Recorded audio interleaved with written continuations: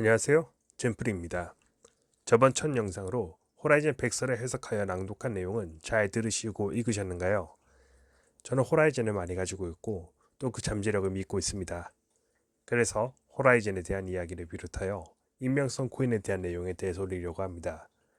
관련해서 투자 중이시라면 저와 동지를 만나서 너무 기쁘고 또 관심이 있으신 분들은 스스로의 투자에 책임과 확신을 가지셨으면 더할 나위 없이 좋겠습니다.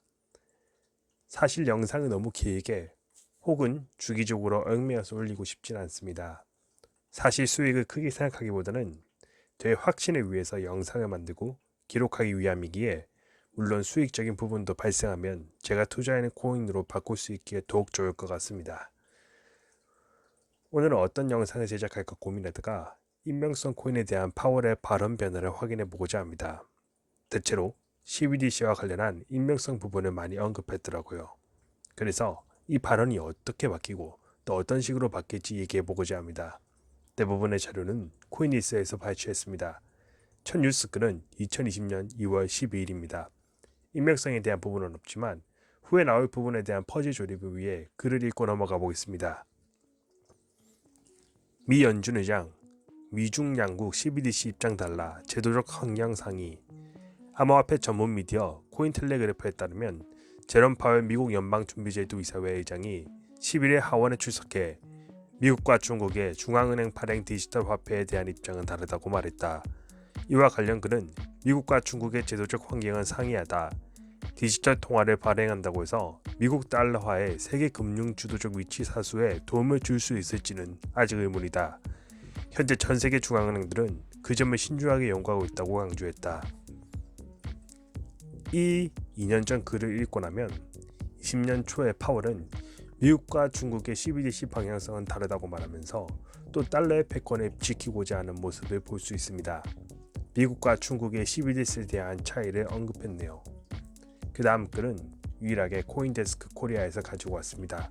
2021년 3월 25일 기사입니다. 제롬 파월, 디지털 달러, 디지털 위안보다 프라이버시 강할 것. 미국 하원 금융위 청문회 출석. 정부가 발행하는 디지털 화폐 CBDC에 대한 완전한 익명성이 없다는 건 중국과 미국 중앙은행 모두가 동의한 사실이다. 하지만 만약 디지털 달러가 개발된다면 이용자의 프라이버시를 중국인민은행이 준비 중인 디지털 위안보다 더 잘 보호해야 한다는 게 제롬 파월 미국 연방준비제도 의장의 생각이다. 제롬 파월 의장은 23일 미국 하원 금융위원회 청문회에 출석해 중국 체제엔 프라이버시가 결여되어 있지만 우리 미국은 그렇지 않다고 말했다. 그는 미국은 CBDC에 관해 조심스럽게 고민을 시작하는 단계일 뿐이라며 이 고민의 과정은 아마 신중하고 섬세하며 아마도 시간이 아주 오래 걸리게 될 것이라고 덧붙였다. 앞서 무장춘 중국인민은행 디지털화폐 연구소장은 20일 한 포럼에서 디지털 위안이 다른 어떠한 전자결제 시스템보다도 훨씬 뛰어난 수준의 프라이버시 보호를 제공할 거라고 주장했다. 제롬 파월 의장이 미국 하원 금융위 청문회에 출석해서 말한 부분입니다. 중요한 부분을 다시 읽어보면 CBDC의 완전한 익명성이 없다는 건 중국과 미국 중앙은행 모두 동의하는 사실이다. 하지만 CBDC가 개발되면 이용자의 프라이버시를 중국인민은행이 준비 중인 디지털 위안보다 더 잘 보호해야 한다고 합니다. 완전한 익명성에 대한 코인들이 조금은 불안해할 수 있는 발언이죠. 다음을 계속 읽어보겠습니다. 중국 체제는 프라이버시가 결여되어 있고 미국은 그렇지 않다라고 자신 있게 이야기했습니다. 그리고 이제 시작 단계이며 신중하고 섬세하며 시간이 오래 걸릴 것이라 합니다. 이것만 봐도 프라이버시 관련 블록체인 투자는 길고 힘들지만 필수적이라고 말할 수 있을 것 같습니다. 그리고 그 다음 기사를 읽어보겠습니다. 2022년 1월 13일 기사인데요. 올해 초네요. 미국 하원의원 톰 에머가 연준의 CBDC에 대한 언급입니다.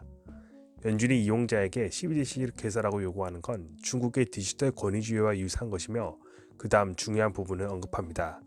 CBDC는 블록체인상에서 투명하게 거래되며 모두가 접근할 수 있어야 할 뿐만 아니라 현금의 프라이버시 특징을 유지해야 한다. 이 부분이 정말 중요하다고 생각합니다. 그렇다면 블록체인상에서 투명해야 하고 또 프라이버시 특징을 유지해야 한다. 호라이즌은 GKC에서 하드포크되면서 T 어드레스와 Z 어드레스로 마치 익명성과 투명성 기능을 온오프 스위치로 켜고 끄면서 트랜잭션을 발생할 수 있죠. 익명성과 투명성을 둘 다 사용할 수 있습니다. 매우 중요한 기술이기도 합니다. 물론 GKC도 보유하고 있는 기술이죠. 그 다음 뉴스는 22년 3월 23일 기사입니다. 중요한 부분만 읽어보겠습니다. CBDC는 반드시 신원을 확인하되 프라이버시가 지켜져야 한다고 생각한다. 역시 프라이버시에 대해서 중요하다고 판단하고 있습니다. 22년 6월 24일의 중요한 뉴스 부분은 파월 의장은 의회 개입 없이 CBDC 출범을 모색하지 않을 것이라고 밝혔다고 합니다. 중요한 부분은 의회의 눈을 굉장히 의식하고 있다는 부분입니다. 앞서 하원 의원이 언급한 부분이 파월의 언급보다 더 중요하게 생각해야 한다고 개인적으로 판단합니다. 그런데 갑자기 근래 9월 27일 이런 뉴스가 올라옵니다. 파월, 미국 CBDC 익명 아닐 것이란 제목인데요.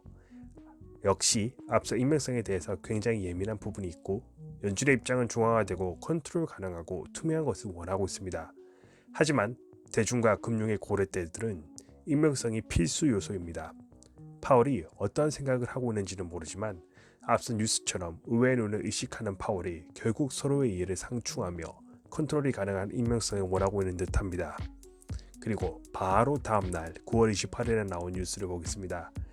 크리스틴 리가르드 유럽중앙은행 총재가 프랑크푸르트에서 열린 회의에서 언급한 내용입니다. 디지털 유로는 기본적으로 익명성을 추가한 중앙은행 발행 CBDC로 설계됐지만 발행 주체인 중앙은행은 수집된 데이터를 사용하지 않고 유럽 시민들의 개인정보를 보호하는 데 최선을 다할 것이라고 부연했다고 합니다. 이 부분만 보더라도 익명성은 여전히 중요한 부분입니다. 우리나라에서는 특근법으로 고려사에서 모두 상폐되었지만 이 기술은 분명 현재 현금과 같이 프라이버시에서 중요할 수밖에 없습니다. 기본적으로 익명성을 추가한이라는 부분이 익명성의 기본이라는 뜻이라고 저는 해석합니다.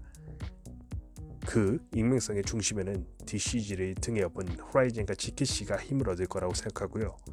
물론 이 생각은 저의 판단이고 이 판단이 옳고 틀린지는 시간이 지나야 하겠지만 분명 익명성은 확실히 중요한 부분입니다. 어떤 프라이버시 코인이나 토큰을 투자할지는 본인의 선택이지만 저는 앞서 말한 기사들의 글을 조합해 봤을 때 그리고 금융과 정치는 밀접하다는 점을 생각하면 잠재력은 충분하다고 생각합니다.